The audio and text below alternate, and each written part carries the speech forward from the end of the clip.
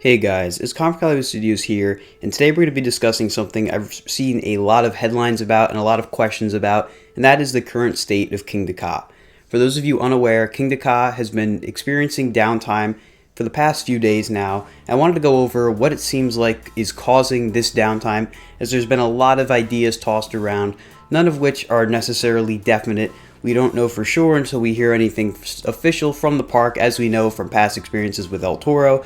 But it's safe to say that Kingda Ka is not going to be reopening very quickly. It's going to be probably at least a week in my opinion. It could be as long as the summer. It really just depends on how severe the situation is. But we're going to take a look at what we know, at least what I know, and what I've seen, and figure out what the situation may be from that. So the first incident, or at least the first start of this situation that I know of, was on Wednesday, May 31st, and that was when Kingda Ka was operating normally, and our friend Tom, who of course everyone knows from the videos, was riding Zumanjaro with a few people, and he was going on the ride as usual. Kingda Ka launched. It was an empty train, and it barely made it up the top hat. When I say barely, it made it maybe halfway up the top hat, and then rolled back. Pretty weird occurrence. From what I understand, it didn't reopen for the rest of the day. From then, I don't know if it was open at all after that Wednesday. It might have been open a couple of times, but nothing crazy. Definitely not open as much as it usually is. And then I visited the park on June 9th, and I noticed that Kingda Ka was definitely experiencing quite some downtime. The reason I know this is because we rode Zumanjaro, and of course Zumanjaro is set on top of Kingda Ka, so we were able to get a bird's eye view of what exactly was going on with Kingda Ka. From up there, we were able to see that the cable for Kingda Ka's launch was laying on the ground and definitely was not set up right. They definitely had it apart in some way, and that's where the first rumor kicks in, which is that Kingda Ka's cable snapped. Now, this isn't necessarily out of the question, as this ride model does have a history of cable snaps. Of course, the most famous incident was on Accelerator at Knott's Berry Farm, which, like I said, is a sister coaster to Kingda Ka. It's just a bit smaller. Had a pretty notable cable snap that was caught on video, and Kingda Ka also had a cable snap around the time it first opened in 2005. It might have been a little later, I don't know for sure, but cable snaps are definitely not something that don't happen on this coaster model. It's something that happens. It's a very complicated ride system, and cables are just like anything. Sometimes they work and sometimes they don't. So that's the first idea, that the cable may have snapped, which caused the ride to not make it all the way up the top hat.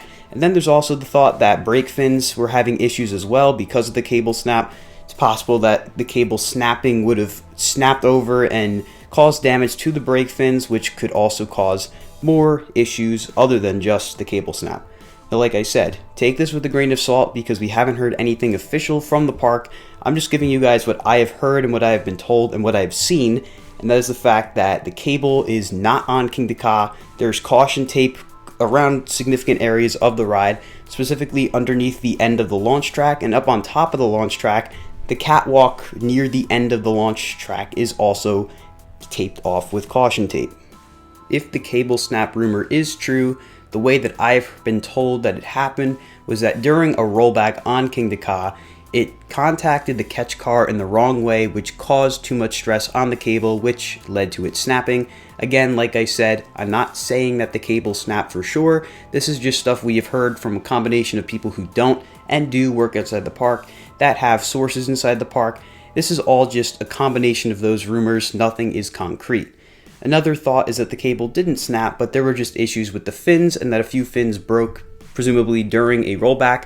All of this likely stems from a rollback, whether it was the rollback I mentioned that happened on Wednesday, May 31st, that Tom had seen from Zumanjaro. I don't know for sure. It could have been that rollback, but it also could have been a different rollback. Obviously, the rollback I described that happened on that day is very different than rollbacks we usually see. It was an empty train, and it did not make it nearly as high on the top hat that it normally would. However, just looking at the situation as a whole, it's very clear that Kingda Ka is going to have some downtime.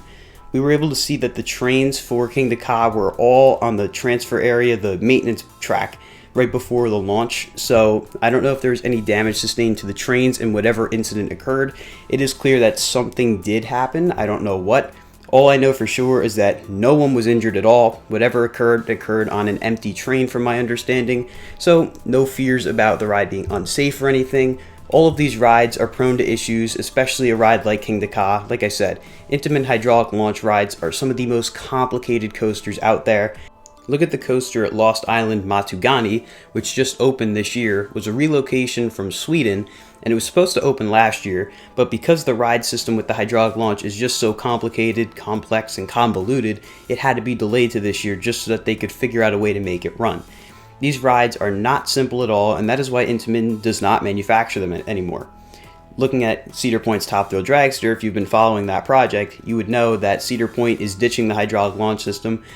Although the accident that occurred on the ride in 2021 was definitely the catalyst that led to that occurring, I'm sure that the fact that Dragster was a nightmare for maintenance probably had a very large role in making them change over to LSMs or whatever they're going to wind up doing. We don't know for sure what they're doing, but the hydraulic launch is definitely done on that ride. Top Thrill Dragster, of course, is very similar to Kingda Ka, and I have to imagine that people from Six Flags Great Adventure are watching Cedar Point's project very closely and taking into account all options with Kingda Ka. I know Kingda Ka is very similar to Dragster in the sense that it is very difficult from a maintenance perspective. There's tons of money that is poured into that ride, and that's not necessarily something that comes from inside. It's just a known fact with how many moving parts there are for that coaster. The launch system, the track, the trains, etc. There's so much that has to go on with that ride. And with that being said, that really leads me to wonder what this could mean for the future of Kingda Ka. I'm not implying that Kingda Ka is going to be closing for good anytime soon. It is one of the, if not the marquee attraction at Six Flags Great Adventure, and I'm sure the team at the park is working diligently to get it reopened as fast as possible, and I know they're going to take all safety measures into account while doing so, as they have with all of their coasters. So I imagine Kingda Ka will be open hopefully at some point this year. However, don't count out the idea that Kingda Ka may not reopen this year. I would always rather them take their time and make sure that what they do is the right fix, which in the past we have seen that they definitely have done, especially with this ride in particular. So I wouldn't put it past them to keep their eye closed for the rest of the year just to make sure they can have everything ironed out with Kingda Ka and make sure that it operates correctly. It is unfortunate though, as we see El Toro is gearing up for a reopening. Seems like one can't be open without the other, or one can be open but then the other one closes. So definitely a little unfortunate there. I'm excited to see El Toro reopen though. But I hope you guys enjoyed this update regarding Kingda Ka, just to clear the air a little bit as to what actually happened with the ride. If the park does make an official statement about whether the ride will reopen or not this year, or if they explain the incident or whatever may have occurred on the ride, I will definitely let you guys know. But with that being said, that is going to conclude today's video. If you enjoyed, be sure to like, comment, and subscribe, and I'll see you all in the next video. Goodbye, guys.